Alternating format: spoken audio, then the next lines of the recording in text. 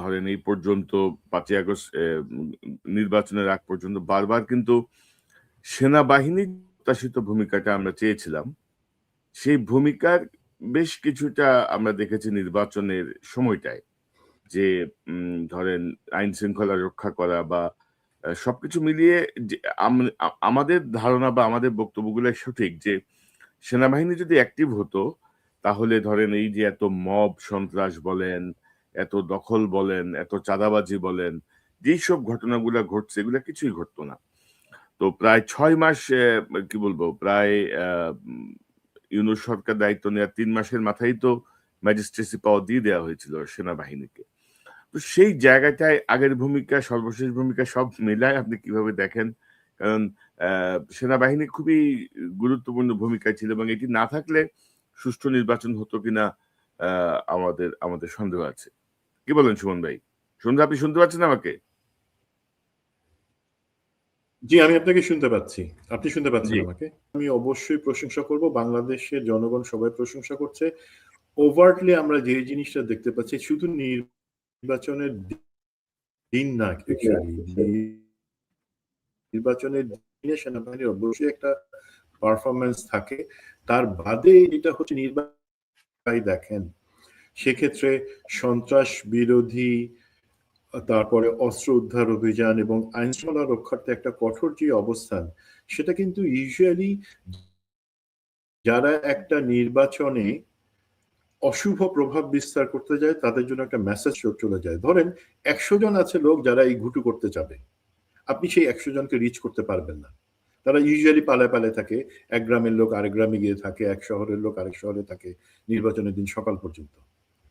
তো তাদেরকে বাড়ি, বাড়ি ঘুরে পাওয়া যায় না। বাট আপনি যে বাড়ি, বাড়ি যাচ্ছেন, তাদের খোঁজ খবর এবং তারা কি করতে পারে সেই জিনিসটাতে যে আপনি ওয়াকিবহাল এবং সেটা প্রতিরোধ করবার জন্য আপনি প্রয়োজনীয় ব্যবস্থা নিচ্ছেন, সেই মেসেজটা তাদের কাছে দেওয়াটা ইম্পর্টেন্ট ছিল এবং আমার যতটুকু বিশ্বাস শুধু সেনাবাহিনী না, সেনাবাহিনীর সাথে অন্যান্য যে বাহিনী আছে তারাও সেই জায়গাটাতে চমৎকারভাবে একটা দায়িত্ব পালন করেছেন যেটা একটা সুষ্ঠু নির্বাচনের জন্য সহায়ক হয়েছে। এবং এটা যদি আপনি যেই মানে প্রেলিউডটা দিচ্ছেন যে আমাদের হোপ তো ছিল ৫ই আগস্টের পরও তারা একই জিনিস করবে তাহলে এত কষ্ট এখন লাগতো না। আমাদের অবশ্যই প্রত্যাশা ছিল এবং আমার মনে হয় আপনি বিভিন্ন বক্তাকে আপনার এই অনুষ্ঠানে এনে এই জিনিসটা বারবার একো করেছেন যে জাতির একটা প্রত্যাশা অনুযায়ী তাদের ভূমিকাটা এখনো আশানুরূপ না। ম্যাজিস্ট্রেসি পাওয়ার ১৫ মাস সেটা মোর দ্যান এনাফ ছিল। এখন একটা জিনিস আমাদেরকে স্বীকার করতে হবে যে ৫ই আগস্ট পরবর্তী শুধু ৫ থেকে ৮ই আগস্ট পর্যন্ত যে ভ্যাকুয়াম ছিল যে পাওয়ারে কে আছে, দেশটা কে চালাবে, কারা চালাচ্ছে, একটা মবক্রেসির ধোঁয়া তোলা হচ্ছিল। সেই জায়গাটাতে সবাই কনফিউজ ছিল, সেটা আমরা স্বীকার করব। বাট যখন প্রফেসর ইউনূসের অন্তর্বর্তী সরকার দায়িত্ব নেওয়ার পরে কিন্তু সরকার এবং সেনাবাহিনী তারা মিলে একটা জায়গায় আসে এবং তারা ঠিক করে যে কোন কোন জায়গাতে তাদের প্রায়োরিটি দেওয়া হবে। সেই জায়গাতে আমার মনে হয় যে সমস্যা হচ্ছে প্রথম কথা সেনাবাহিনী কি দেশের আইন শৃঙ্খলা রক্ষাকারী বাহিনী? তা তো না। সেনাবাহিনী হচ্ছে দেশ রক্ষার জন্য, সার্বভৌমত্ব রক্ষার জন্য এবং প্রয়োজনে যুদ্ধ করবার জন্য। এখন আমাদের প্রত্যাশার যে জায়গা বিকজ সিচুয়েশনটা এমন ছিল দেশের পুলিশ যারা গুম খুন আমাদের ছাত্র জনতার উপরে নির্বিচারে গুলি চালাই শুটিং প্র্যাকটিস করছে কোনো দয়া মায়া ছাড়া সেই ধরনের একটা পুলিশের অর্ধেকের বেশি ভেঙে গেছে। এলাকাতে যে পলিটিশিয়ানরা অ্যাকচুয়ালি এলাকার জনগণকে শান্ত রাখে সেক্ষেত্রে আওয়ামী লীগের বেশিরভাগ ভেঙে গেছে বা পালায় আছে।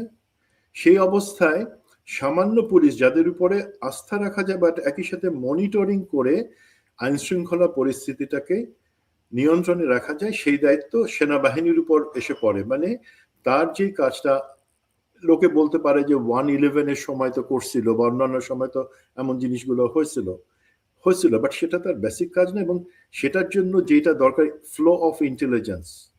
মনে রাখবেন আমাদের ডিজিএফআই এনএসআই তাদের কাছে আমাদের দেশের অপরাধী বা অপরাধ কারা করে সেটা যে ডেটা আছে তার 1000 গুণ বেশি এবং আপডেটেড ডেটা প্রত্যেকটা থানা এলাকায় এসবির কাছে থাকে। তো তো সেই ডেটার ফ্লোটা কিন্তু ছিল না। সেই অবস্থায় তখন আমরা তাদেরকে বারবার রিকোয়েস্ট করছিলাম যে আপনারা পুলিশের মধ্যে থেকে যেই ডেটা আছে সেটা ব্যবহার করে আপনারা বেসিক আইন শৃঙ্খলা রক্ষার বাদে যেটা করেন, যারা সন্ত্রাসী কর্মকাণ্ড করতে পারে বা করবার ভয় আছে যাদের থেকে, তাদেরকে ইমিডিয়েটলি কোনো পার্টি লাইন না, কোনো পার্টি ট্যাগ দেখবার দরকার নেই, সেটা দেখেন। তো আইন শৃঙ্খলা রক্ষার যেই কাজ তাদের না, সেটা তাদেরকে করতে হয়েছে। তারপর যখন ম্যাজিস্ট্রেসি পাওয়ার অনুযায়ী 3 মাস পর, 2.5 মাস পর থেকে তাদেরকে আসতে হলো, তখন যে জিনিসটা দেখা গেল যে একটা ডিলেমা, যে তার আগে শুধু তার আগের 15 বছর না, ইমিডিয়েট যেই 3টা সপ্তাহ যেখানে জনগণের উপরে নির্বিচারে গুলি চালানো হচ্ছে এবং আইন শৃঙ্খলা রক্ষাকারী বাহিনী এবং কিছু ক্ষেত্রে সেনাবাহিনী বা অন্যান্য বাহিনীর উপরও দোষ আসছে, এখন সেখানে তারা কতটুকু হার্ড বা কতটুকু সফট যাবে, দেশের মানুষের মনে তখন কিন্তু একটা দগদগা ক্ষত রয়ে গেছে যে আমার ভাইকে, আমার বোনকে তোমরা মারছো, তোমরা পঙ্গু করে দিছো আমাদের হাজার হাজার ভাই বোনকে। সে অবস্থায় কি মিলিটারি আপার হাই হ্যান্ডেডনেস দেখাবে? না সুমন সেই ভাই, ধরেন জিনিসটা আমার মনে হয় আমরা কনফিউশনটা আমরা হাই থাকবার কথা ছিল না, বিকজ আপনার জনগণের বিরুদ্ধে আপনাকে কোনো কিছু করতে বলা হয় নাই, না আপনাকে সুমন বলা ভাই, হয়েছে সন্ত্রাসী এবং যারা আইন শৃঙ্খলার পরিস্থিতির অবনতি ঘটাতে পারে তাদের বিরুদ্ধে ব্যবস্থা নেন। আপনাকে তো জনগণের বিরুদ্ধে বা কারো বিরুদ্ধে দাঁড়াইতে বলা হয় নাই। আমার মনে হয় সেনাবাহিনীর এখানে যে কনফিউশন ছিল সেটা অবশ্যই একটা ভুল পথে, সেটা ভুল সিদ্ধান্ত ছিল। আপনি, দেশের কোনো মানুষ বলে নাই যে আপনি সন্ত্রাস দমন করবেন না, বরঞ্চ বলা হচ্ছে সন্ত্রাসের বিরুদ্ধে অ্যাকশন নেন, জনগণের বিরুদ্ধে যাবেন না। সেটা আমরাও বলছিলাম, বিশেষ করে আপনি বলেছিলেন, আমি আমি সবাই আপনাকে বলছিলাম। বলি আমাদের 2 নাম্বার এখানে, এই জি সুমন ভাই, আমি জাস্ট কনফিউশন। 3 করি নাম্বার আপনাকে। কিছু বাধা অবশ্যই থাকে। দেখেন,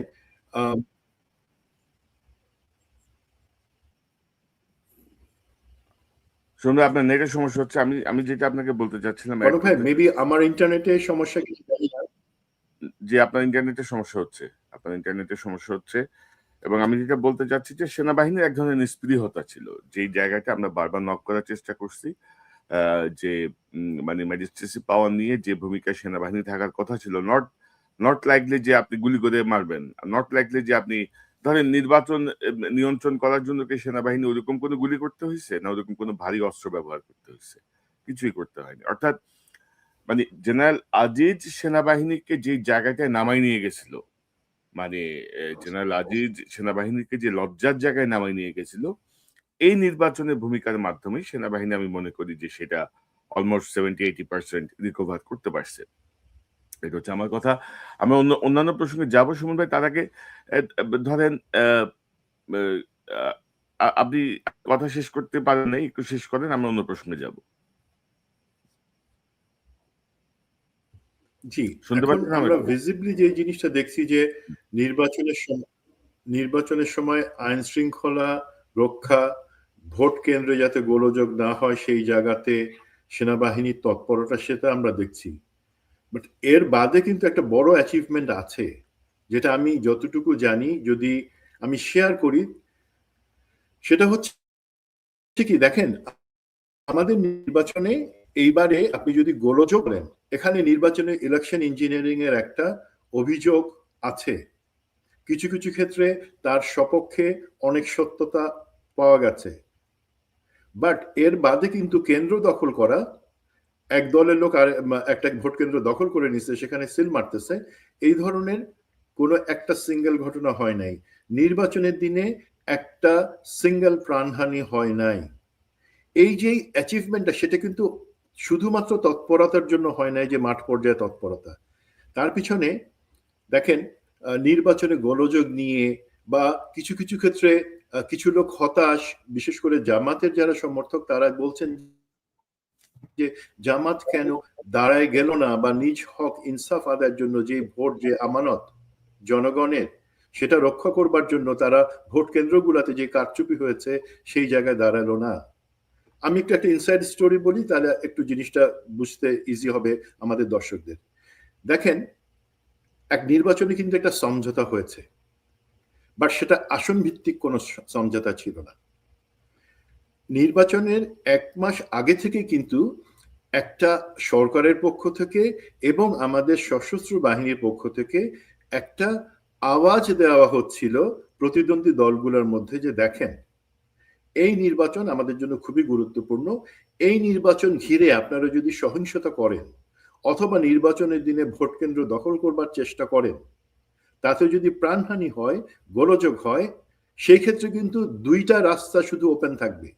সেই 2 রাস্তার কোনো রাস্তায় আপনারা রাজনৈতিক দল আর হাঁটতে পারবেন না। একটা রাস্তা হচ্ছে আমাদের এই যে অন্তর্বর্তী সরকার আছে, সেই অন্তর্বর্তী সরকারকেই দায়িত্ব নিয়ে থেকে গিয়ে দেশের আইন শৃঙ্খলা পরিস্থিতিকে তখন মানে ধরেন জুলাই এর মতন একটা অবস্থা, তার থেকে ভয়ঙ্কর অবস্থা, সেই অবস্থা সামাল দেওয়ার জন্য সরকারকে থাকতে হতে পারে, নির্বাচন পিছিয়ে যাবে। অথবা যদি পরিস্থিতি আরো খারাপ হয়ে যায়, হানাহানির জায়গায় চলে যায়, সেক্ষেত্রে আর্মিকে ইন্টারভেনশন করতে হবে বা ইভেন ক্ষমতা নিয়ে পরিস্থিতি সামাল দিতে হতে পারে। আর্মি বা সরকার কেউ এই কথাটা মুখে বলে নাই কিন্তু, বাট এই কথাটা, এই মেসেজটা ইমপ্লিসিটলি পৌঁছানো হয়েছিল রাজনৈতিক দলগুলোর মধ্যে, বিএনপি, জামায়াত, এনসিপি এবং অন্যান্য যারা আছে তাদের মধ্যে এটা পৌঁছানো হয়েছিল। তখন যে জিনিসটা হয়, যেটা আমরা জানি এবং সেটা খারাপ কিছু না, সেটা একটা ভালো জিনিস। প্রধান যে রাজনৈতিক প্রতিদ্বন্দ্বী দলগুলা তারা কিন্তু নিজেদের মধ্যে আলোচনা করে একটা জায়গায় তারা বটম লাইনে এসে তারা থামে যে ঠিক আছে, আমরা ওয়াদা করছি। এটা জাস্ট নির্বাচনের 10 দিন আগে ধরেন যেটা হয় যে আমরা এখন যে বিদ্বেষমূলক কথাবার্তা, রেটরিক বা একজন আরেকজনকে তুচ্ছ তাচ্ছিল্য করা, নির্বাচনে জিতে আসবার হুমকি দেয়া, তারপরে কি হবে, এই জিনিসগুলো আর বলবো না, 1 নাম্বার। 2 নাম্বার, আমরা কোনো ভোট কেন্দ্র দখল করব না, নির্বাচনে আমরা সহিংসতা করব না। সেটা কিন্তু একটা জেন্টলম্যানস এগ্রিমেন্ট আসে, এই সমঝোতা, কোনো আসন সমঝোতা না। যখন সেখানে আসে, যেটা হয় জামাত এনসিপির পক্ষ থেকে তাদের লিডারশিপ এবং তাদের শরিকরা তাদের কর্মীদেরকে সরাসরি জানায় দেয়, জামাতের মজলিসে সূরা থেকে সরাসরি বলা হয় জামাত শিবিরের কর্মীদেরকে, দেখো আমাদের জন্য এই নির্বাচনটা সুষ্ঠুভাবে করে একটা গণতান্ত্রিক প্রক্রিয়াকে আগাই নট ইম্পর্টেন্ট। যদি আমরা না পারি তাহলে কিন্তু আমাদের অনেক ক্ষতি আছে, তোমরা কোনো কেন্দ্র দখল, কেন্দ্র পাহাড় এবং প্রয়োজনে কোনো মারামারি কিছুতে যাবা না। বিএনপি এবং তার শরিকদের পক্ষ থেকে কিন্তু একই মেসেজ পাঠানো হয়। এখন আপনি পার্টি স্ট্রাকচার হিসেবে, প্র্যাকটিস হিসেবে জানেন, যদি জামাতের মজলিসের সূরা থেকে একটা জিনিস বলে দেওয়া হয়, সেখানে কেউ কোশ্চেন না করে সেটা মেনে নিয়ে সেইভাবেই করবে। যেই কারণে আপনি বা আমরা কেউ জামাতের কর্মীদের বা কাউকে কোনো কেন্দ্রে দেখতে পায় না কেন্দ্র পাহারার জন্য বা সেখানে প্রতিবাদ বা মারামারি করবার জন্য। যদি সেখানে ভিতরে ইলেকশন ইঞ্জিনিয়ারিং হয়ে থাকে, সেগুলো তারা কোনো কিছু করতে যায় নাই। বিএনপিও কিভাবে বলেছে, তারাও কিন্তু কেন্দ্র দখল করতে যায় নাই। কিন্তু যেটা হয়েছে, বিএনপি কিছু অতি উৎসাহী সমর্থক তারা যেটা করেছে, পথে পথে যেটা আমরা বলি সাপ্রেশন, সেই জিনিসটা করেছে, যেটা আমার মনে হয় পরবর্তীতে স্থানীয় পর্যায়ের নেতৃত্ব সেই জায়গাটা সামাল দিয়েছে। তো এই যে এই জিনিসটা হয়েছে, নির্বাচনে আপনি শক্তি প্রয়োগ ছাড়াই প্রথমেই পার্টির মাধ্যমেই নিশ্চিত করলেন যে তারা তাদের কর্মীদেরকে সংযত করছে, কোনো গোলযোগ, কারচুপি, ভোট কেন্দ্র দখল বা মারামারি যাতে না হয় সেটা। এই জিনিসটাতে কিন্তু আমি এই সরকার এবং একই সাথে আমাদের সশস্ত্র বাহিনীর লিডারশিপ যারা বুদ্ধি করে এই জিনিসটা পার্টির মধ্যে পৌঁছায় দিছিলেন, সেটা ধন্যবাদ। এবং সেই জিনিসটা কিন্তু বড় একটা অ্যাচিভমেন্ট, যেটা তারা ইনফ্যাক্ট আমাদের আইন শৃঙ্খলা পরিস্থিতি ঠিক রাখবার জন্য গত 1.5 বছরও করতে পারতেন। এটাই আমার বক্তব্য। না ওইটাই তো, না ঠিক আছে, এইগুলো ভালো। বাট ধরেন যে কিছু কিছু কেন্দ্রে ধরেন জাল ভোট হয়েছে, কিছু কিছু কেন্দ্রে ইঞ্জিনিয়ারিং এর কথা যে বলা হচ্ছে, আমি মনে করি বাংলাদেশে এতটা ফেয়ার ইলেকশন করা সম্ভব না। কিছু কিছু হয়েছে, বাট ওইটা ধরেন খুব সিগনিফিকেন্ট প্রভাব নির্বাচনে ফেলার মতো না আর কি। মানে ধরেন যদি আমি যদি 20-30টা 50টা আসনও ধরি, তারপরে ধরেন বিএনপি রাষ্ট্র ক্ষমতায় ব্যাপারে কোনো ইয়ে নেই। তবে যদি কোনো ধরেন ইঞ্জিনিয়ারিং হয়ে থাকে, যদি কোনো ওইরকম কিছু হয়ে থাকে, বর্তমান যুগে আমার মনে হয় না যে সেটা মানে চেপে রাখা সম্ভব। এবং আমরা প্রাথমিকভাবে আমাদের দৃষ্টিতে যা আসছে সে অনুযায়ী আমরা কাজ করছি। তবে ধরেন আমাদের এই দেশের প্রধান নির্বাচন কমিশনারকে জুতা দিয়ে পিটিয়ে পুলিশের কাছে তুলে দেওয়ারও তো দৃষ্টান্ত আছে, তাই না? এবং 5ই আগস্টের আগে পরে অনেক ঘটনাই ভবিষ্যতের জন্য দৃষ্টান্ত। এবং আমি মনে করি যে এরকম যদি কোনো যুক্ত এখন অনেক কিছুই আসছে আবেগের কথাবার্তা। বাট ভাই সঠিক এই প্রমাণ জায়গায় আমি ধরে আপনার সাথে হয়তো জি, সামান্য দ্বিমত করবো, সেটা হচ্ছে কিছু জায়গায় যে অনিয়ম হয়েছে, ইঞ্জিনিয়ারিং হয়েছে, সেগুলা কিন্তু হয়েছে, বাট হুম, সেটা কারা করেছে, সেই জায়গাটা একটু কিভাবে হয়েছে, আমার যতটুকু নলেজ আছে, আমার মনে হয় একটু পরে আমাদের ডিসকাশনের মধ্যে আমি সেই জায়গাটাতে আইডেন্টিফাই করবো, এবং সেটা অবশ্যই জনাব তারেক রহমানের জন্য একটা বড় চ্যালেঞ্জ সেই জায়গাটা অ্যাড্রেস করা। জি। আমি আমার নলেজটুকু শেয়ার করবো। তবে প্রাথমিকভাবে ধরেন আমরা সেনাবাহিনীর যে ভূমিকা ছিল তাকে আমরা স্বাগত জানাই, অভিনন্দন জানাই এবং তারা যদি অনেক আগে থেকেই অ্যাক্টিভনেসটা থাকতেন, এই অ্যাক্টিভনেসটা দেখাতে পারতেন তাইলে হয়তো আমাদের যে মব, যে চাঁদাবাজি, যে দখল এই জিনিসগুলো যেগুলো হচ্ছিল সেই জায়গাগুলো বন্ধ হতো। আর জেনারেল ওয়াকার সেক্ষেত্রে আমি বলব যে মানে নির্বাচনের যে অবস্থা তিনি দেখিয়েছেন তাতে তিনি সাকসেসফুল।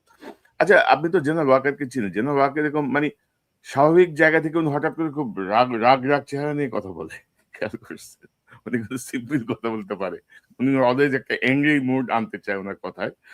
তো যাই হোক আমরা মানে যেটা হচ্ছে তার মানে আপনি মানে উনি অ্যাকচুয়ালি রাগ করতে পারেন না, যেটা আমি আপনার সাথে প্রথমে একটা অনুষ্ঠানে আপনার খুনিরা এখন আপনার আশপাশে আছে তাতে বলছিলাম, হুম, উনি অ্যাকচুয়ালি রাগ করতে পারেন না। তো হুম, ওনাকে তো মাঝে মাঝে লোকজনদেরকে লাইনে আনবার জন্য রাগ করে কথা বলতে হয়, বাট যেহেতু উনি স্বাভাবিকভাবে সেটা পারেন না, তখন যেটা আনতে হয় সেটা অ্যাকচুয়ালি ওনার সাথে যায় না, খাপ খায় না। হঠাৎ মানে করে মনে হয় উনি অভিনয় করতেছেন রাগে। চোখ মুখ খিঁচায় মানে এক ধরনের একটা ভাব দেখাইতে চায় যে আমি খুবই ইয়ে আছে। যাই হোক এই প্রসঙ্গে আমরা না যাই। আমরা একটু অন্য প্রসঙ্গে যাই। ধরেন প্রধানমন্ত্রী হিসেবে তারেক রহমান ধরেন আ আ তারেক রহমান সাহেবের একটা অনুষ্ঠানে মাহমুদুর রহমান সাহেব বলছিলেন যে আ আপনার কাজটা বাংলাদেশের অন্য যেকোনো প্রধানমন্ত্রীর চেয়ে কঠিন। কারণ তারেক রহমান যখনই প্রধানমন্ত্রীর চেয়ারে বসবেন, অ্যা তার সঙ্গে কম্পেয়ার করা হবে তার মা বেগম খালেদা জিয়াকে। আর বিভিন্ন কার্যক্রমের সঙ্গে তুলনা করা হবে শহীদ প্রেসিডেন্ট জিয়াউর রহমানের কার্যক্রমকে। অর্থাৎ তার জন্য কিন্তু এটা অনেক বেশি চ্যালেঞ্জিং মানে অনেক বেশি চাপ। ধরেন একটা অন্য অন্য কোনো সাধারণ দলের নেতা বা অন্য কোনো ব্যক্তির কাছ থেকে যতটুকু মানুষের প্রত্যাশা তার কাছ থেকে ওনার মানে তারেক রহমান সাহেবের কাছে প্রত্যাশা কিন্তু অনেক বেশি। বিকজ তাদের সামনে ২ টা এক্সাম্পল আছে। একটা বেগম খালেদা জিয়া, একটা প্রেসিডেন্ট জিয়াউর রহমান। তো সেই জায়গাটা থেকে আমার মনে হয় যে মানে উনার যেই জায়গাগুলো ক্ষমতায় উনার যে চ্যালেঞ্জ গুলো আছে সেই জায়গাগুলো আমরা গুরুত্বপূর্ণ কয়েকটা পয়েন্ট নিয়ে একটু কথা বলতে চাই। ধরেন সুমন ভাই আপনার সঙ্গে আমার এই প্রাথমিক কিছু কথা হচ্ছিল গত রাতে। যে ধরেন ১ম যে জায়গাটা আমি মনে করি যে ধরেন তারেক রহমান সাহেবকে পীর সাহেব বানানো যাবে না আরকি। যে উনি পীর, উনি যা বলবেন যেটা হাসিনার ক্ষেত্রে আমরা দেখছি। যে না নেত্রী যা বলছে সেটাই কারেক্ট।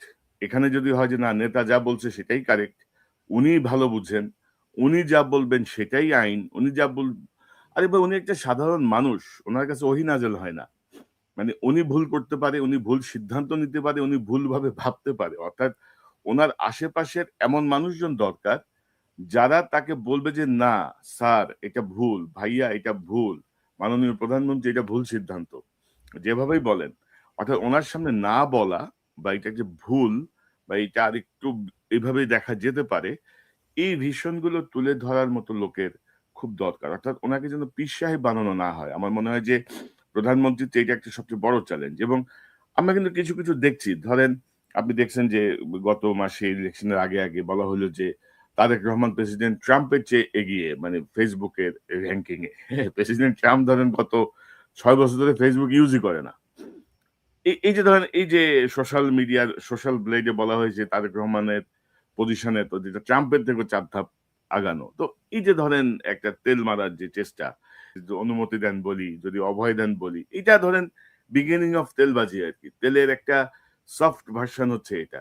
তো এই জায়গাটা আপনি কিভাবে দেখেন? উনাকে এই পীর হিসেবে আমরা দেখতে চাই না আরকি। আমরা নেতা হিসেবে দেখতে চাই। আমরা এই জায়গাটার জন্য কি করা যায়? এই তেলবাজ মানে আমাদের কিন্তু প্র্যাকটিস কিন্তু এটা না দীর্ঘদিনের প্র্যাকটিস যে আমরা তেল মারতে নিজের স্বার্থসিদ্ধি করতে চাই রাষ্ট্র বা প্রধানমন্ত্রীর ১২টা বাজিয়ে।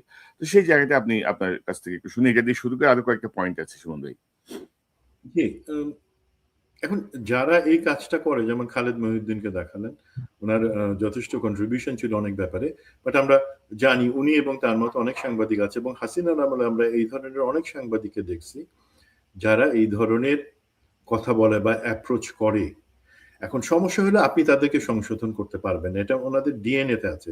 তারা মনে করেন যে না, এইভাবে করে কিছু হয়তো সুবিধা বা করুণা পাওয়া যাবে, বাট জিনিসটা বুঝতে হবে যে জনাব তারেক রহমান যে শুধুমাত্র বাংলাদেশে এখানে পলিটিক্স করছেন তা না, উনি বেশ অনেকটা সময়, প্রায় 17 বছর একটা পশ্চিমা বিশ্বে ছিলেন।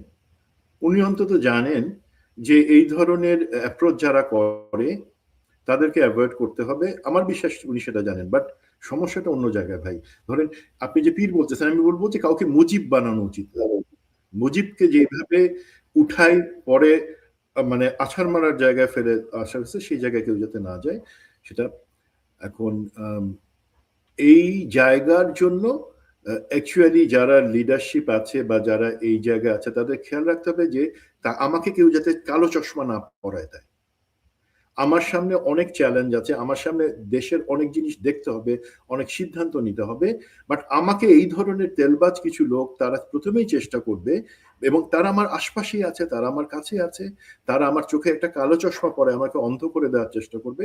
আমার বিশ্বাস জনাব তারেক রহমান এই জায়গা থেকে সরে আসতে পারবেন, এবং সেই জায়গায় যেই মানে সাইকোলজিক্যাল অ্যাপ্রোচটা দরকার সেটা হচ্ছে আমাকে কেউ যদি বস্তুনিষ্ঠভাবে সমালোচনা করে আমি সেটা গ্রহণ করবার জন্য তৈরি আছি। মনে আছে জনাব মাহমুদুর রহমানের যে প্রোগ্রামটার কথা আপনি বলছেন, যেখানে উনি কথাগুলো বলেছিলেন যে আপনি এত দীর্ঘ বছর বাইরে ছিলেন, আসল জিনিসটা আপনি জানেন না, আপনার কাছে আসলের বাইরের জিনিস বলা হচ্ছে। তারপরে উনি যখন স্টেজে আসলেন, উনি কিন্তু তখন বলেছেন যে আপনার কথাটা, ওনার অ্যাপ্রোচটা ছিল আপনার কথাটা ঠিক, বাট আমি এর মধ্যে তথ্য দিয়েছি। পরবর্তীতে জনাব তারেক রহমান কিন্তু নিজে থেকে রিয়েলাইজ করেছেন যে মাহমুদুর রহমানের কথাটা অ্যাকচুয়ালি ছিল আমি তথ্য পেয়েছি কিনা সেটা ইম্পর্টেন্ট না, আমাকে যে তথ্যগুলো দেওয়া হয়েছে সেগুলো কি কেউ চশমার, রঙিন চশমার ভিতর থেকে দিয়েছে নাকি প্রকৃত তথ্য আড়াল করে গেছে, দেশের গণমানুষের আকাঙ্ক্ষাটাকে আড়াল করে দিয়ে অন্য জিনিস আমাকে খাওয়ানোর চেষ্টা করা হয়েছে। আমার মনে হয় জনাব তারেক রহমান এই 1.5 মাস সময়ে এই জিনিসগুলা বুঝে ফেলছেন, আমি বিশ্বাস করি।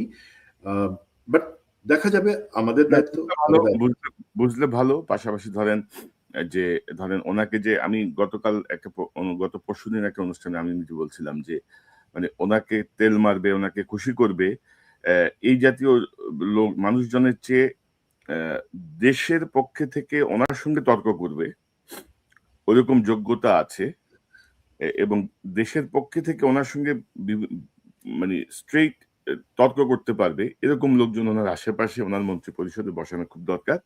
মন্ত্রী পরিষদ ঘোষণা হলেই আমরা আসলে বুঝতে পারবো যে আসলে কোন দিকে যাচ্ছে। যেমন ডক্টর একটা জিনিস বলি, আপনার সাথে আমি কথা বলতে চাই, টেক্সট একজন আমাকে বলছে, আমার বন্ধু, সে বলছে যে তুই ভবিষ্যৎ প্রধানমন্ত্রী জননেতা তারেক রহমান বলতেছিস না কেন? এখন ভাই, উনি আজকে পর্যন্ত জনাব Tarique Rahman, plain and simple. এবার আমি তো বলতে পারবো না, আগামী দিনে প্রধানমন্ত্রীর দায়িত্ব নেন, আমি ওনাকে সেইভাবে অ্যাড্রেস করব। এই জিনিসটা। আরেকটা জিনিস ভাই একটু বলে নেই, সেটা হচ্ছে কি, এই যখন আমি এই জায়গাগুলোতে সাকাম করব, সরাসরি কড়া ভাবে বলে দিব আমার পাশের লোককে কেউ যাতে এই ধরনের তেল মারার চেষ্টা না করে, তখন হবে কি, আরেকটা জিনিস কিন্তু ভয়ঙ্কর চলছে আশপাশে, যেটা হচ্ছে তার নাম, পার্টির নাম, পদ ব্যবহার করে অনেক লোক উস্কানিমূলক কথাবার্তা বলছে তার সুনজরে আসবার জন্য। বিরোধী দমন করব, জামাত দমন করব। আবার একজন সাংবাদিক যে দেশে থাকে না, দেশের বাইরে থাকে, আপনার আমার মতো, সে একটা ভয়ঙ্কর জিনিস বলে ফেলছে যে এই অন্তর্বর্তী সরকারের কাউকে দেশের বাইরে যেতে দেওয়া যাবে না কোনো ক্লিয়ারেন্স ছাড়া, গোয়েন্দা বাহিনী।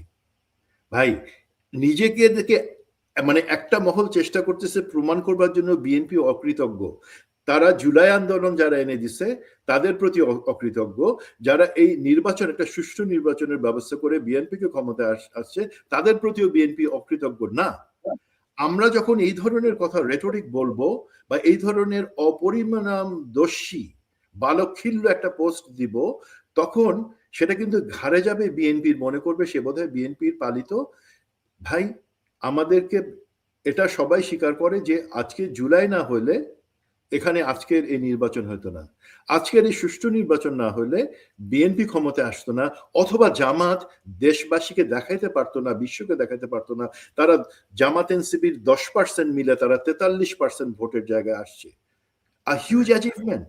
প্রত্যেক এটা বিজয়ী, শুধু আমি অভিনন্দন বিএনপিকে জানাবো না, জামাত যে ট্রিমেন্ডাস একটা অ্যাচিভমেন্ট করেছে সেটাও স্বীকার করতে হবে, সে আলোকে আগাতে হবে। এখানে তেল মারার স্পেস অথবা হিংসা ছড়ানো, হানাহানি, যেই জিনিসটার জন্য দুই পার্টি নির্বাচনের আগে এগ্রি করছে সিটের ব্যাপারে না, বাট আমরা হানাহানি করব না, হাসিনাকে আসবার, ভারতকে আসবার বা অন্য তৃতীয় শক্তিকে ক্ষমতা নেয়ার আমরা সুযোগ করে দিব না হানাহানি করে। আরে ভাই, এই গণ্ড মূর্খ লোকজন যারা এই বিগ পিকচারটা দেখতে পারে না, তারা এখনো তাদের মনে তো তুষ্টি আসে নাই যে আবনি মোহামেডান খেলা হয়ে গেল, মারামারি হইলো না কি হলো, একটু মারামারির ব্যবস্থা করি। তার জনাব তারেক রহমানকে এই জায়গায় ওইটাই, এইটা মানে তেলবাজদের ঠেকানো বা যোগ্য লোকদেরকে পজিশন দেওয়াটা ভেরি বড় চ্যালেঞ্জ। এবং আপনি যদি বলছিলেন, তারেক রহমান সাহেব কিন্তু নিজেই বলেছেন যে প্রথম যে সাংবাদিকদের সঙ্গে মত বিনিময় তিনি মাননীয় বলতেও মানা করেছেন। তো সেখানে আমাদের রক্তের মধ্যে তো তেল তেল প্রবহমান। এবং আপনি যদি লক্ষ্য করেন যে জনাব তারেক রহমান কিন্তু বেগম খালেদা জিয়া সম্পর্কে বেশ কয়েকবার তিনি যা বলেছেন, কোথাও সাবেক প্রধানমন্ত্রী, দেশনেত্রী, এটা সেটা কোনো বিশেষণে যান নাই। ম্যাক্সিমাম ক্ষেত্রে তিনি জাস্ট বলেছেন যে আমার মা মরহুমা বেগম খালেদা জিয়া। অর্থাৎ এগুলো কিন্তু ধরেন এক ধরনের এক্সাম্পল, মানে এগুলোর থেকে বুঝতে হবে, কারণ খালেদা জিয়া কে এটা এটা টাইটেল লাগায় বিশেষণ দিয়ে বলতে হবে না। তারেক রহমানও আমরা চাই যে ভবিষ্যতে তারেক রহমানই মানে একটা ইয়েতে পৌঁছাক যে বিশেষণ লাগবে না, যে উনি দেশনায়ক। উনি দেশনায়ক শব্দটা ব্যবহার করা হইতো একটা সময় তার দলে, তিনি নিজেই এটা বন্ধ করছেন। তো যাই হোক, আমরা একটু ধরেন প্রথম চ্যালেঞ্জটা হচ্ছে যে তেলবাজদের প্রতিহত করা, পিততন্ত্র থেকে ওনাকে বের করে আনা, একটা নেতৃত্বের জায়গাটায় ওনাকে সহযোগিতা করা। এবং আমি যদি বলি দ্বিতীয় চ্যালেঞ্জের জায়গাটা কিন্তু খুবই জটিল, কিন্তু মানে এখানে আমি তিনটা প্রসঙ্গ আনতে চাই। একটা হচ্ছে ধরেন আওয়ামী লীগের পুনরুত্থান ঠেকানো। কারণ এবার কিন্তু ধরেন নির্বাচনে জাতীয় পার্টি নির্বাচনে অংশ নিয়েছে এবং তারা রংপুরেই বিধ্বস্ত হয়ে গেছে, একেবারে রংপুরেই। এটা কিন্তু জনগণের একটা মানে কি বল সিগন্যাল, যে জাতীয় পার্টিকে তোমরা কিছু বলো নাই, মানে একটু একটু আলোচনায় থাকলেও কার্যকরভাবে তাদেরকে কোনো বাধা দেয়া, নির্বাচনে নমিনেশন সাবমিট করতে বাধা দেয়া বা কোনো রকমের ঘটনা ঘটে নাই। কিন্তু জনগণ জাতীয় পার্টিকে যেভাবে বয়কট করছে, সেটা কিন্তু একটা সিগন্যাল যে আওয়ামী লীগের এই দোসরদেরকে এভাবে মানুষ এখনো বর্জন করছে। সো আওয়ামী লীগের পুনরুত্থান ঠেকানো, আওয়ামী লীগ এস্টাবলিশড করার জায়গাটায় বিএনপির এখন নেতৃত্ব তারেক রহমান সাহেব কিভাবে ভূমিকা নেবেন, সেটা একটা বড় ইস্যু। পাশাপাশি জুলাই সনদ বাস্তবায়ন, এটা নিয়ে ধরেন এখনই নানা রকমের তরং বরং কথাবার্তা বলতেছে অনেকে। প্লাস ভারতকে বিএনপি কিভাবে ট্রিট করবে এই মুহূর্তে। ধরেন প্রেস কনফারেন্সে দেখলাম যে তারেক রহমান সাহেব স্ট্রেট বলেছেন যে বাংলাদেশের স্বার্থ এবং বাংলাদেশের জনগণের স্বার্থের উপর ভারতের সাথে সম্পর্ক নির্ধারিত হবে, এবং অ্যাজ ওয়েল অ্যাজ সকল মানে চীন বলেন, পাকিস্তান বলেন, সবার সঙ্গে মিলে এই সম্পর্কটা হবে। তো এটা কিন্তু একটা অনেক বড় চ্যালেঞ্জ। একদিকে ভারত, একদিকে চীন, একদিকে পাকিস্তান, আবার পেছনে ধরেন আমেরিকা, আবার ওইদিকে ধরেন রাশিয়া। তো সব মিলিয়ে আপনি কিভাবে দেখেন? একটু একটু লম্বা হয়ে গেল বিষয়টা, যে ধরেন আওয়ামী লীগের পুনরুত্থান, ভারত প্রসঙ্গ এবং জুলাই সনদ বাস্তবায়ন। আপনি একটু সংক্ষেপে যদি বলেন, আমরা আর দুই একটা পয়েন্ট নিয়ে কথা বলবো। জি, আওয়ামী লীগের দেখেন, এই আগামী সরকারের কাছে একটা বড় চ্যালেঞ্জ হচ্ছে দেশে একটা জাতীয় ঐক্যমত্য তৈরি করা। যে ডিভিশনের মধ্যে বা বিভাজনের মধ্যে দেশকে গত 19টা বছর রেখে দেওয়া হয়েছিল, সেই জায়গা থেকে সরায় এসে দেশে একটা সবাই মিলে, জনগণ, পলিটিক্যাল পার্টি, বিভিন্ন স্টেক হোল্ডার্স সবাই মিলে দেশ গড়ার কাজে আগানো। এবং সেই জায়গায় কিন্তু ওনারা আগাচ্ছেন এবং আমরা মাঝে মাঝে কিছু প্রশ্ন করছি। আমি দেখছি কিছু লোক ইমোশনাল হয়ে আমিরে জামায়াত জনাব শফিকুর রহমান সাহেবকে প্রশ্ন করছেন যে আপনি কেন পারলেন না। আপনি নো, জামাত ইসলামীকে যেমন বুঝতে হবে, বিএনপিকে বুঝতে হবে যে আমরা ইলেকশনে মেইন পারপাস ছিল যাতে হাসিনা ফেরত না আসে, তাদেরকে ইলেকট্রোরাল, অনেকে হয়তো বলবে না বিএনপি তো আওয়ামী লীগের ভোট 15% পেয়েই তো সে আজকে জিতে আসছে। ক্যালকুলেশনটা ওইভাবে আসে নাই। আওয়ামী লীগ যদি ভোট দিয়ে থাকে তাদের ইচ্ছা, তাদের মতন করে দিছে, কেউ ঘাড়ে বন্দুক রেখে তাদেরকে দিয়ে ভোট দেয় নাই। বাট বস্তুত এখন বুঝবার দায়িত্ব, জাতীয় ঐক্যমত যখন আমি তৈরি করব সেই সাথে কি একটা প্রেশার আসতেছে যে আওয়ামী লীগকে ইনক্লুশন করা, তাদেরকে রাজনীতিতে ফেরত নিয়ে আসা। দেখেন আওয়ামী লীগের কত পার্সেন্ট ভোট কোন পার্টি দেখেছে তার থেকে ইম্পর্টেন্ট হলো বিএনপির কিন্তু আমাদের যে 40% ভোটার যারা আছেন তারা স্বভাবতই সবসময় ভারত বিরোধিতার জায়গা থেকে তাদের ভোটটা দেন এবং সেটা নির্বাচনে সবসময় বিএনপির পক্ষেই আসে। এটাই বিএনপি যখন জিতে তার 30 বা 32% ভোটের সাথে সেই ভোটটা যখন অ্যাড হয়ে যায় তখন সে জিতে, এটাই হয়ে আসছে। বাট এবারে শিফটটা আমার থেকে ভালো বিএনপি যারা নির্বাচন পরিচালনা কমিটির সাথে ছিলেন তারা কিন্তু বলতে পারেন এবং জানেন সত্যটা। এবারে এই যে সাইলেন্ট ভোটার্স যারা কোনো পার্টির লাইনে কখনো ভোট দেন না, তারা দেখেন বাট তাদের একটাই লাইন, সেটা হচ্ছে ভারত আমাদের দখলদারিত্ব করবে না আমাদের উপরে।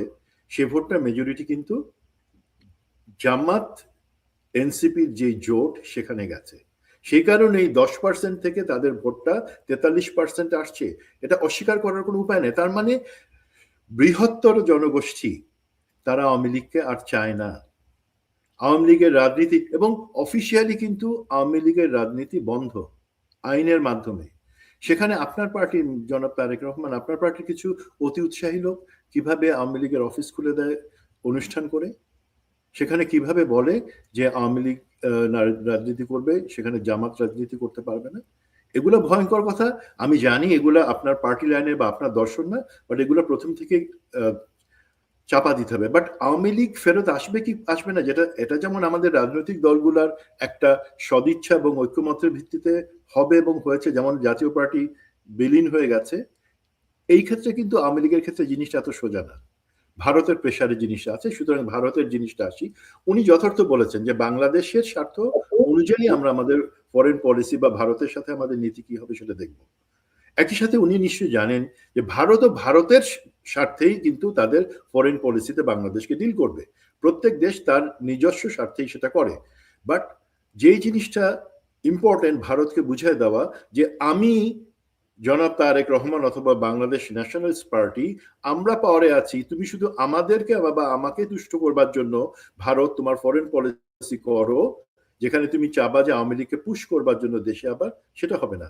বাংলাদেশের জনমত হচ্ছে এইটা, স্বৈরাচারী ফ্যাসিবাদী আওয়ামী লীগ এর আর এই দেশে জায়গা নাই, আমাদেরকে সেটা মেনে নিতে হবে। সুতরাং আমরা সবসময় চাবো, সেটা আমি ভারতের সাথে করি বা অন্য যুক্তরাষ্ট্রের সাথে করি, সেই দেশ বাংলাদেশের জনগণের যে অ্যাসপিরেশন, বাংলাদেশের জনগণের যে ইচ্ছা, সেই জায়গাটাকে সম্মান দিয়েই পররাষ্ট্রনীতি হবে।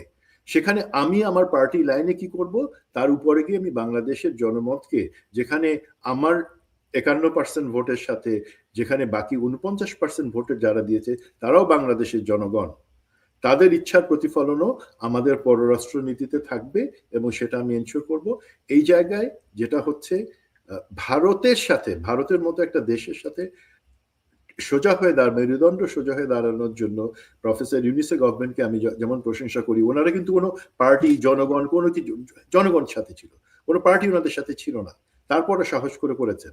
বাট আমরা যখন জনগণ একমত হব তখন কিন্তু ভারত সেখানে সুবিধা করতে পারবে না। এবং আমাদের কথা স্পষ্ট, তোমরা আমাদের সাথে এই সংক্রান্ত আওয়ামী লীগ সংক্রান্ত ব্যাপারে আলাপ করবার আগে তোমরা তাদেরকে হাতে হাত করা পাঠাই, দেশে পাঠাও সবাইকে, আমরা বিচার প্রক্রিয়া চলমান রাখছি, তারপরে কথা হবে যে তারা কি করবে না করবে। আর না এখন নির্বাচিত হলেন, নির্বাচিত হওয়াটা তো বড় কথা না, টিকে থাকাটাও একটা বড় কথা। এবং ধরেন 17 মাস আগে যে জুলাই বিপ্লব, মানুষের মধ্যে যেই প্রতিক্রিয়া, মানুষের যেই প্রতিরোধ, সেই জায়গাটা আমার মনে হয় যে মানুষের মধ্যে এখনো স্মৃতিতে জলজল। তো যদি কোনো ব্যত্যয় ঘটে আরেকটা অস্থিতিশীল পরিস্থিতি তৈরি হবে এবং এটার মধ্যে ধরেন উস্কানি দেওয়ার জন্য, হাওয়া দেওয়ার জন্য লোকের অভাব নাই। কারণ আমরা আনসার লীগ দেখছি, আমরা অটো অটো কি বলে অটো চালকদের সংগঠনের আন্দোলন দেখছি, আমরা শিক্ষকদের নানা আন্দোলন দেখছি। সবকিছুর মধ্যেই ধরেন ছাত্রলীগ, যুবলীগের ঢুকে একটা অস্থিতিশীল পরিবেশ তৈরির চেষ্টা ছিল, যেটা ডক্টর ইউনূস সরকারের একটা অনেক বড় চ্যালেঞ্জ ছিল। প্রায় ধরেন প্রায় হাজার খানেক বিভিন্ন রকমের দাবি দেওয়ার আন্দোলন ঠেকাতে হয়েছে। 944টা 944 944 জি। এবং এই সরকারের একটা বড় চ্যালেঞ্জ হচ্ছে যে জায়গাটা ধরেন নির্বাচনের আগে পরে যে বিষয়গুলো নিয়ে আলোচনা হয়েছে, যেমন ধরেন সংখ্যালঘুদের নিরাপত্তা। এবং আপনি যদি দেখেন যে হাসিনা পালিয়ে যাওয়ার পর থেকে সংখ্যালঘু ইস্যুটাকে ভারত বারবার ট্রাম্প কার্ড হিসেবে ব্যবহার করছে। বাংলাদেশের বিভিন্ন গ্রুপ থেকে এই ঘটনাটাকে সামনে নিয়ে আসা হয়েছে। যে বিষয়গুলো ছিল সিম্পল পলিটিক্যাল, হাসিনা পালায় যাওয়ার পরে এলাকায় ওই আওয়ামী লীগের সমর্থক যে হিন্দু ভদ্রলোক তার সঙ্গে যে দ্বন্দ্ব, সেটাকেও সংখ্যালঘু নির্যাতন হিসেবে চালিয়ে দেওয়া হয়েছে। কিছু ঘটনা তো ঘটেছে ৩০-৩৫টা, তো সেটাকেও অন্যভাবে পোর্ট্রেট করা হয়েছে। এবং আপনি জানেন যে ২০০১ সালে বিএনপি ক্ষমতায় আসার পরে সংখ্যালঘুদের উপরে একটা মানে কি বলবো নজিরবিহীন নির্যাতনের কিছু ঘটনা আমরা দেখেছি সংবাদপত্রে বা টেলিভিশনে। যদিও গত আওয়ামী লীগ একচেটিয়া বিএনপিকে দোষারোপ করলেও হাসিনা তার ১৬ বছর কিন্তু ২০০১-এর ঘটনা নিয়ে কোনো রকমের তদন্ত বা কোনো রকমের কিছু করে নাই। একটা গোপন তদন্ত হয়েছিল, সেখানে আওয়ামী লীগের লোকজনকে আসলে দোষারোপ করা হয়েছে। তো অর্থাৎ অন্যের নাক কেটে যাত্রাভঙ্গের যে প্র্যাকটিস দীর্ঘদিন ধরে সংখ্যালঘুদেরকে ব্যবহার করা, সেই জায়গাটায় বিএনপির সতর্কতার জায়গাটা কি হতে পারে সুমন ভাই? একটু সংক্ষেপে যদি একটু বলেন, তারপর আমরা আরেকটা প্রসঙ্গে যাব। সংখ্যালঘুর যেই ইনসিডেন্ট গুলো হয়, আনফরচুনেটলি আমি যতটুকু ভিতরের জিনিস জানি, সেই জিনিসগুলা প্ল্যান করা, সেটা এক্সিকিউট করার ক্ষেত্রে কিন্তু একটা স্বার্থান্বেষী মহল থাকে যারা আওয়ামী আশীর্বাদ পুষ্ট। দেখেন, আওয়ামী আমলে শাসন আমলে তখন বাস পোড়ানো হয়, যেটা আওয়ামী লীগের নানক, মির্জা আজম এরাই পোড়ায় বিএনপির উপরে দোষটা চালায় দেয়। তেমনি ভাবে এই গত 18 মাসে আমরা যে কিছু দেখলাম, এই তত্ত্বাবধায়ক অন্তর্বর্তী সরকারের সময় সংখ্যালঘুদের উপরে কিছু নির্যাতন হয়েছে, যেটাকে সংখ্যালঘু নির্যাতন হিসেবে চালানোর চেষ্টা করা হয়েছে, বেসিক্যালি পলিটিক্যাল ছিল।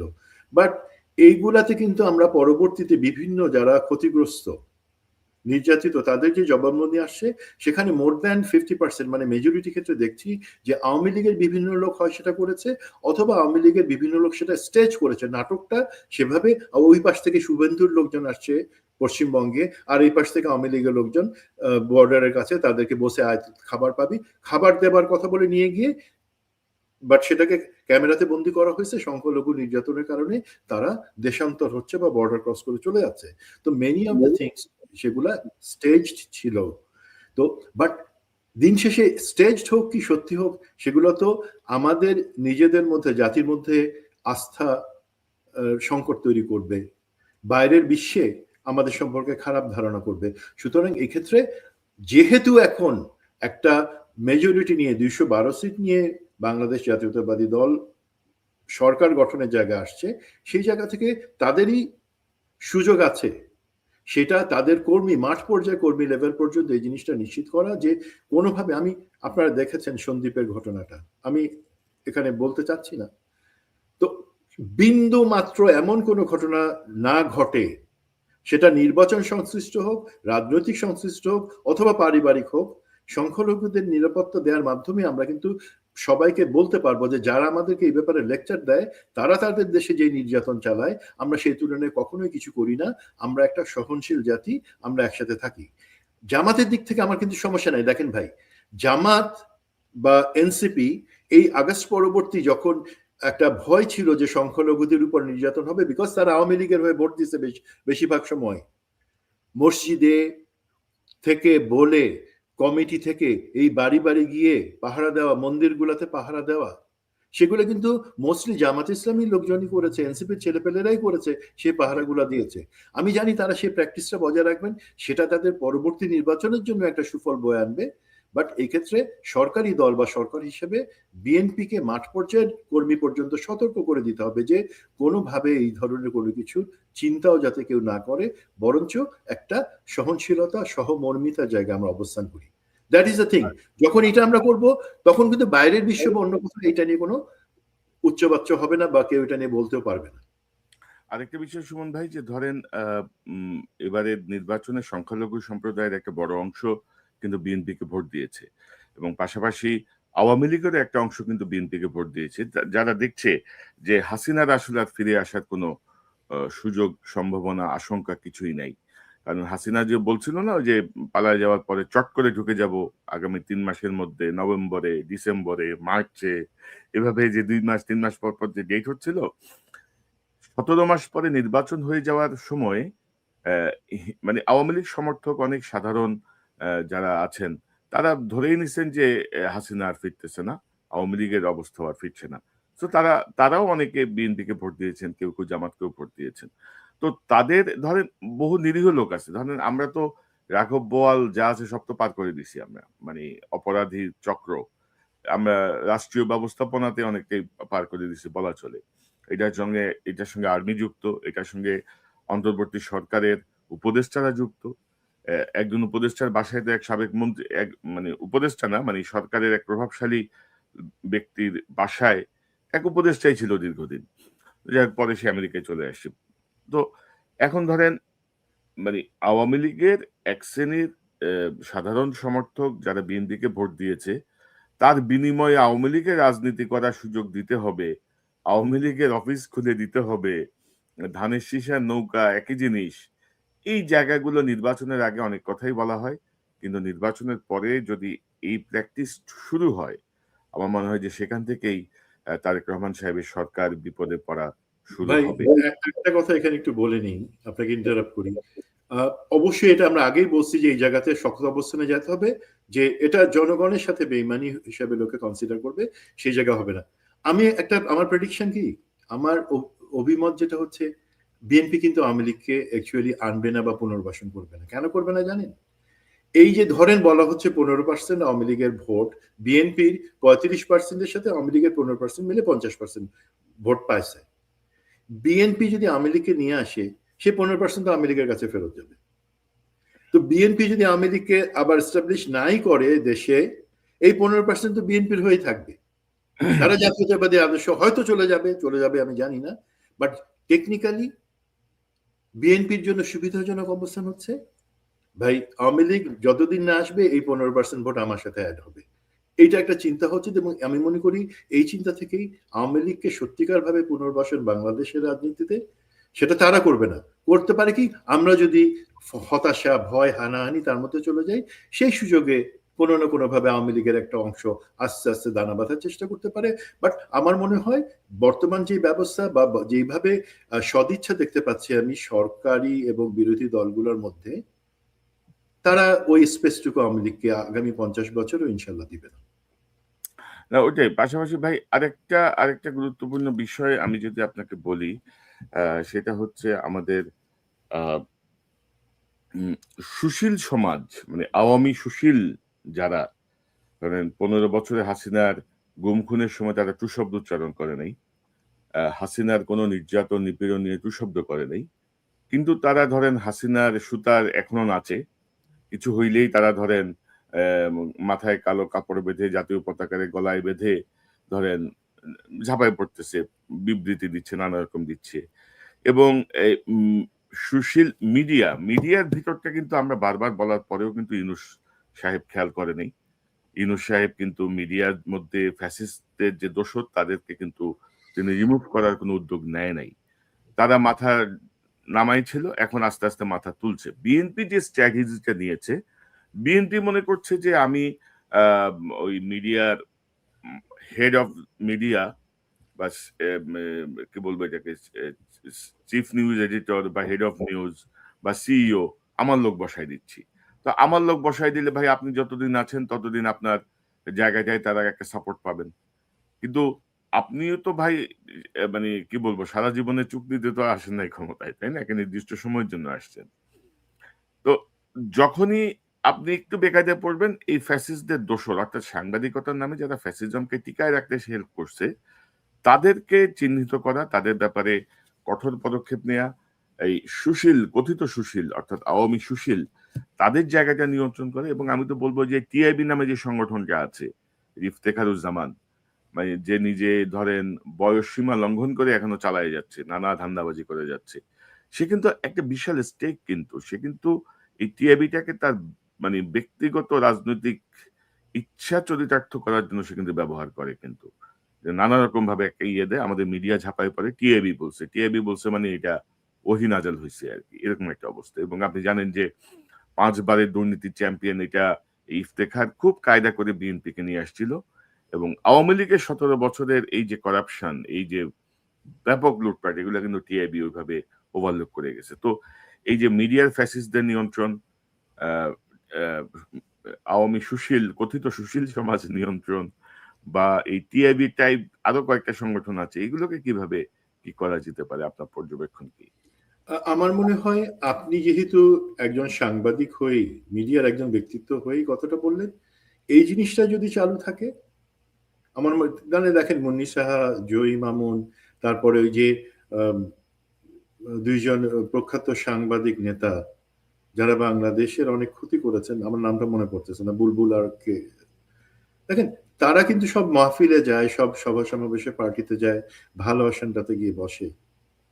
আমি সাংবাদিক মহল থেকে কিন্তু দেখি না। এখন সাংবাদিক মহল, যেমন আমি ব্যক্তিগতভাবে মনে করি যে না, সেনাবাহিনীকে যেহেতু আমি ভালোবাসি, তার ব্যাপারে দুর্নাম না আসুক, সেই জন্য আমি কিছু কিছু জায়গায় তার দোষের কথাটা বলে দেই যাতে সে সংশোধিত হয়। তেমনি ভাবে সাংবাদিক মহল থেকে সেই জিনিসটা এতদিন ছিল না, বাট আপনি বলছেন, আমার বিশ্বাস তারা সেই জিনিসটা করবেন।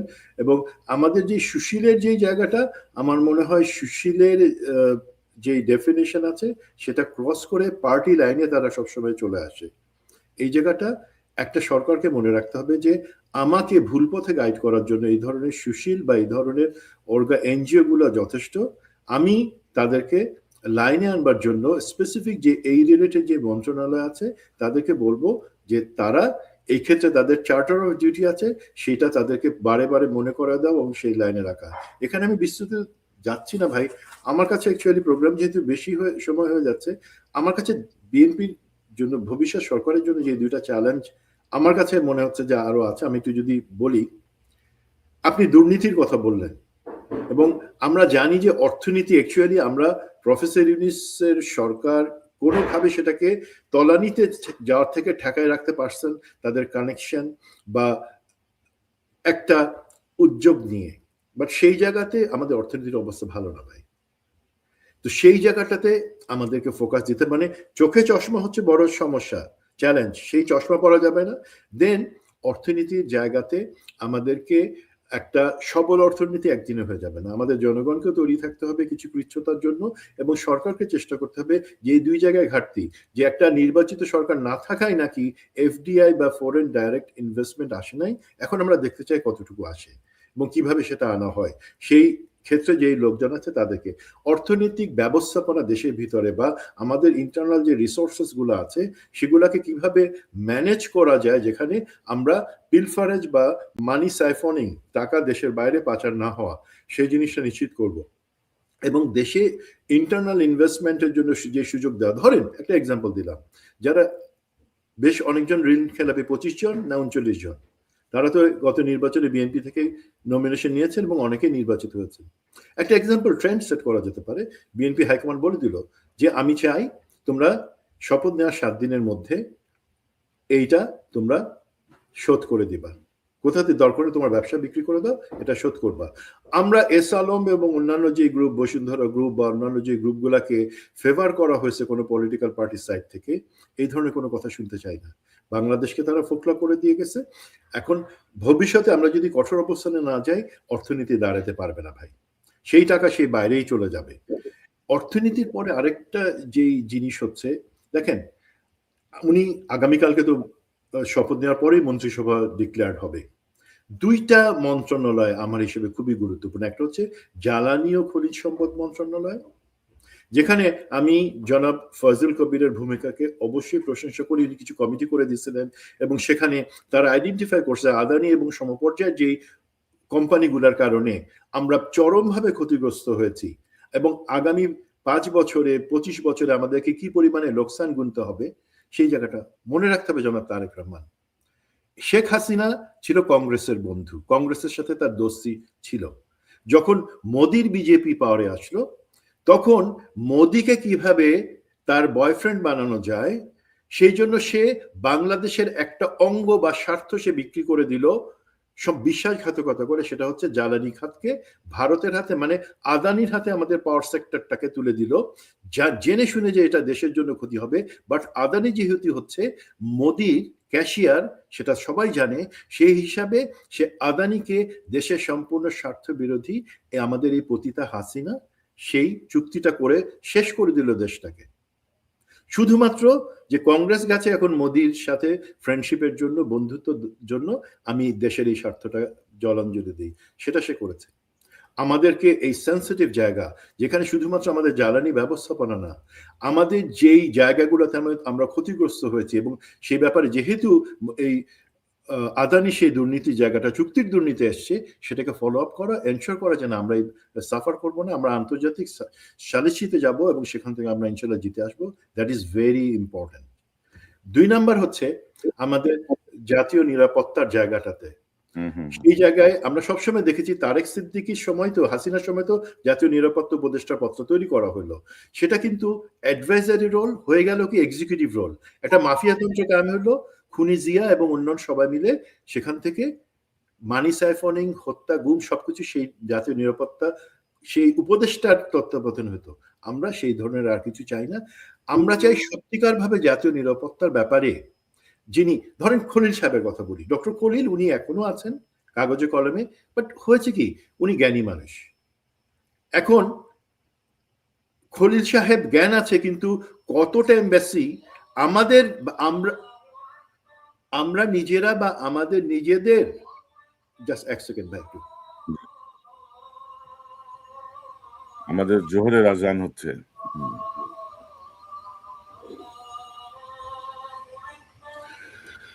ভাই তো দেখা গেল কি আমাদের লেভেলে ইভেন আমরা, আমার মনে হয় 50টা দেশের কূটনীতিকের সাথে, রাষ্ট্রদূতদের সাথে আমরা কানেক্টেড থাকি। বাংলাদেশে এমন অনেকে আছে যারা শুধুমাত্র বিভিন্ন দেশের রাষ্ট্রদূত, বিভিন্ন সংস্থা না, বিভিন্ন রাজনৈতিক দলের সাথে, বিভিন্ন ব্যবসায়ী মহলের সাথে তারা ফুলি কানেক্টেড থাকেন। কেন? আমাদের নিরাপত্তা মানে শুধুমাত্র আর্মি এবং গুলি তা না। নিরাপত্তার সাথে অর্থনীতি, ব্যবসা বাণিজ্য, বৈদেশিক সম্পর্ক সবকিছু জড়িত। সেই ধরনের যোগ্যতার জায়গায় ডক্টর খলিল কখনো ছিলেন না।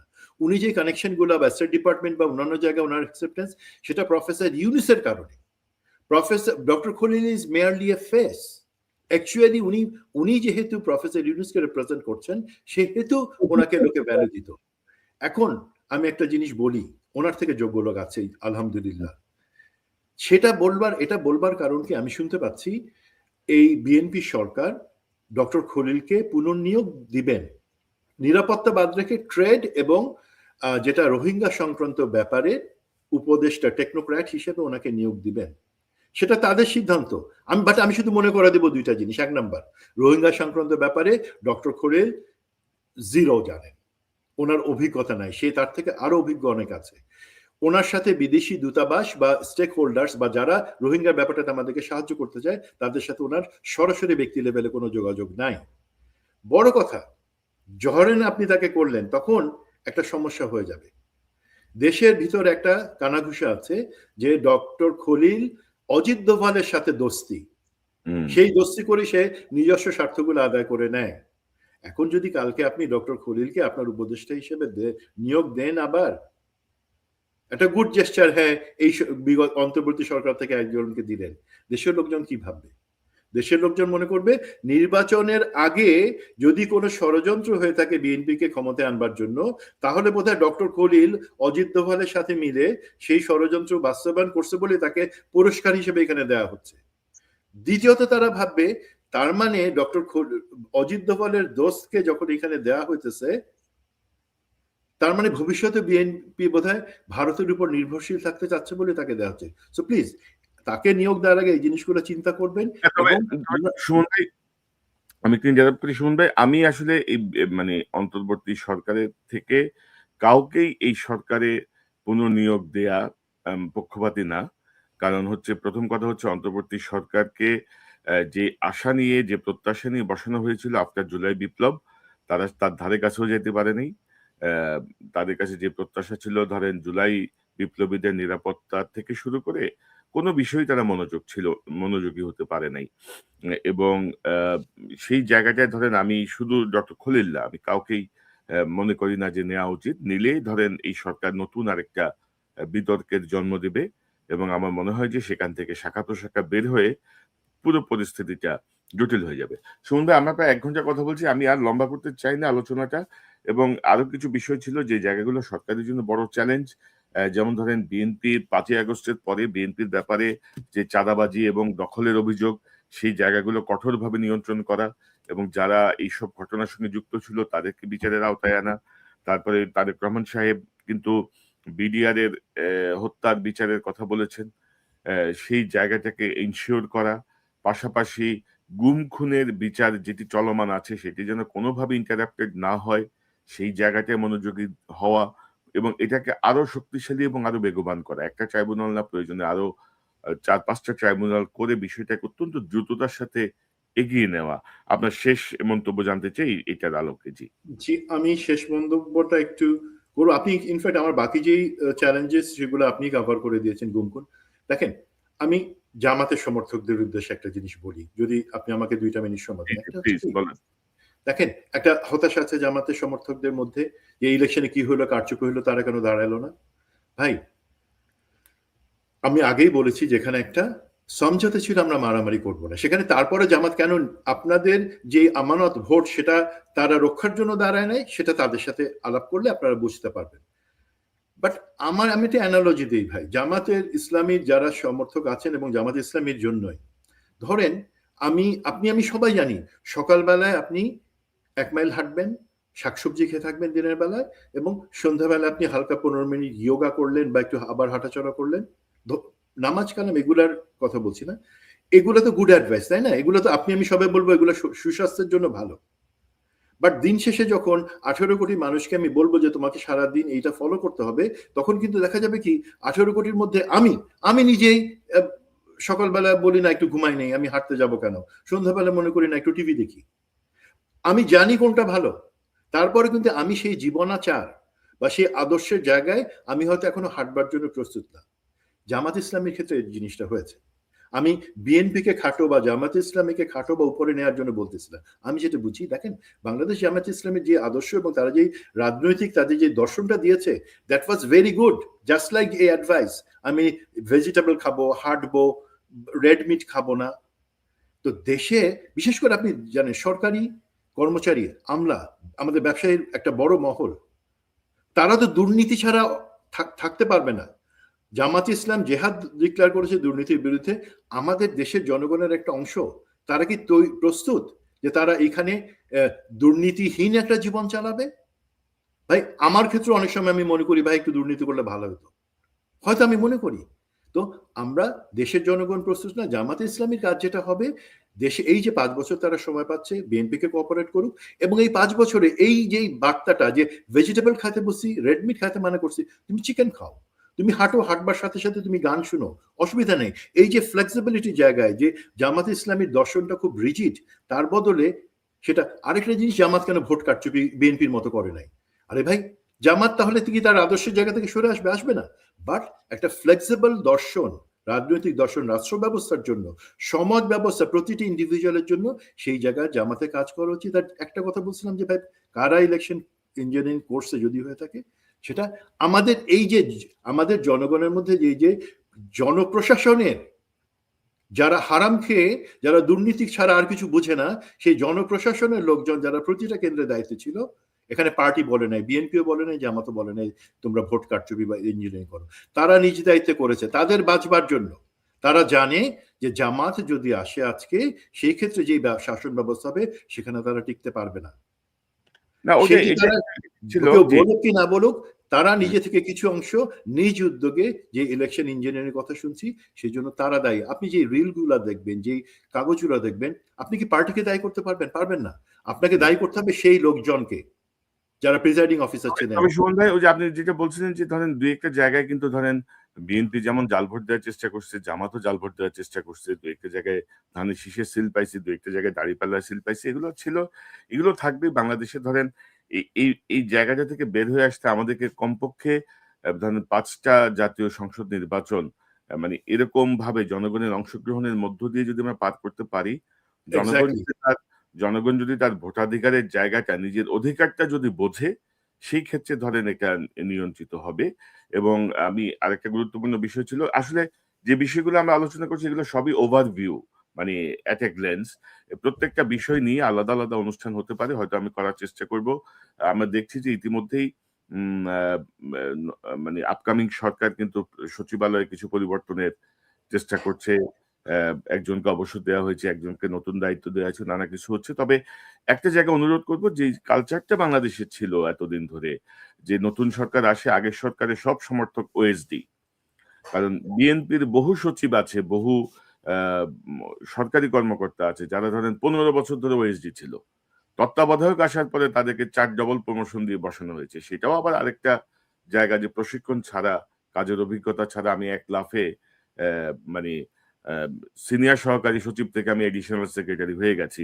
তো বিএনপির প্রতি অনুরোধ, যে একেবারে যারা দুর্নীতিগ্রস্ত, যারা পাওয়ার ফ্যাসিস্ট মানে সহযোগী, তাদেরকে বিরুদ্ধে ব্যবস্থা নেয়। ইন জেনারেল যেন তারা কোনো পদক্ষেপ না নেয়। পাশাপাশি দুর্নীতিগ্রস্ত লোক আ দলমত নির্বিশেষে, সে বিএনপি করুক বা বিএনপির সমর্থক হোক আর যাই হোক, সেই জায়গাটায় কঠোর অবস্থানে থাকা। আমার মনে হয় যে তাহলে তারেক রহমানের যে যে যে ক্ষমতায়, রাষ্ট্র ক্ষমতা অনেক বেশি সফল হতে পারবেন তিনি। কারণ আমরা চাই যে বাংলাদেশে একটি গণতন্ত্রের বিকাশ ঘটুক এবং তারেক রহমান সাহেব ভাই, যথাযথ আসল জিনিস কিন্তু হয়ে গেছে আলহামদুলিল্লাহ। আমরা বলছিলাম না যে বাংলাদেশ জিতবে সেটা এম হওয়া উচিত। আমরা হ্যাঁ, জেতার পথে অর্ধেক আগায় গেছি। আলহামদুলিল্লাহ। একটা রাইট। নির্বাচন হয়েছে, মোটামুটি অ্যাকসেপ্টেড। হুম, স হুম। নতুন সরকার আসবে। হাসিনা জাতীয় পার্টি কবর। এই সমস্ত জায়গায় আলহামদুলিল্লাহ। থ্যাংক ইউ এগুলো ভেরি মাচ। অবশ্যই, অবশ্যই, অবশ্যই। এগুলো অবশ্যই একটা বড় সাকসেস। আমরা ছোটখাটো বিষয় ওভারলুক করতে চাই। বাট এমন না যে আমরা সবকিছু ওভারলুক করে যাচ্ছি। আমরা চোখ বন্ধ করে রাখছি। আমাদের চোখ খোলা। আমরা লক্ষ্য রাখার চেষ্টা করছি যে অভিযোগগুলো আসছে বা সবকিছু নিয়েই যখন যেটা প্রয়োজন হবে সেটি